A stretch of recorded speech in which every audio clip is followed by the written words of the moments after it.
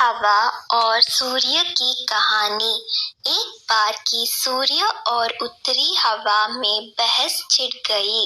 उत्तरी वायु घमंडी और जिद्दी प्रवृत्ति की थी।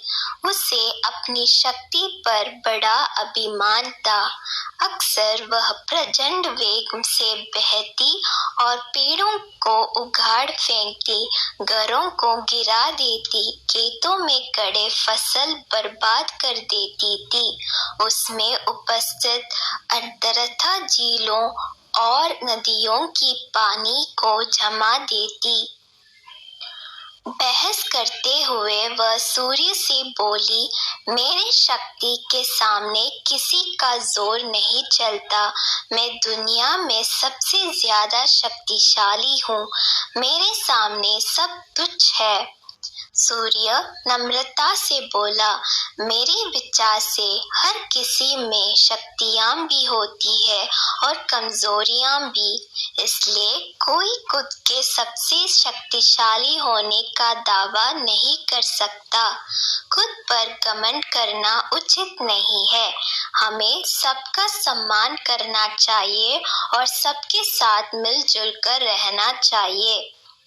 उत्तरी हवा तुनका कर बोली, मैं तुम्हारी बात नहीं मानती।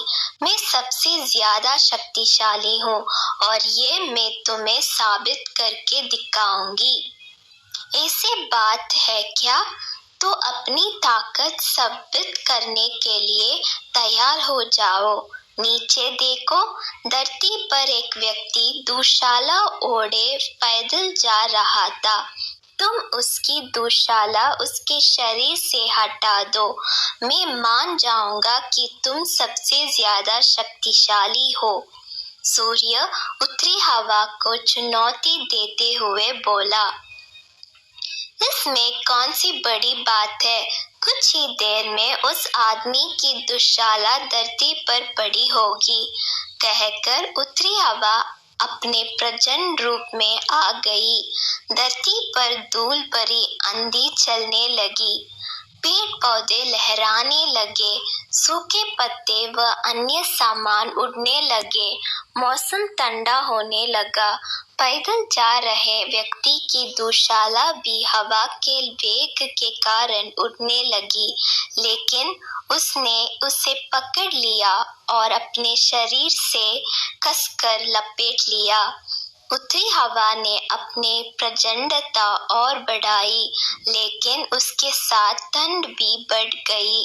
व्यक्ति ने अपनी दुशाला और कसट कर लपेट ली। बहुत प्रयासों के बाद भी उत्तरी हवा उसके शरीर से दुशाला हटा नहीं पाई। तब सूर्य बोला, अब तुम देखना कि कैसे ये व्यक्ति खुद ब खुद अपनी दुशाला उतार देगा। सूर्य ने अपना ताप बढ़ाने शुरू किया। तापमान बढ़ते ही धरती पर जा रही व्यक्ति को गर्मी लगने लगी। वह पसीना पसीना हो गया। फिर क्या? उसने खुद ही अपनी दुशाला उतार दी। यह देखकर उत्तरी हवा बहुत शर्मिंदा हुई।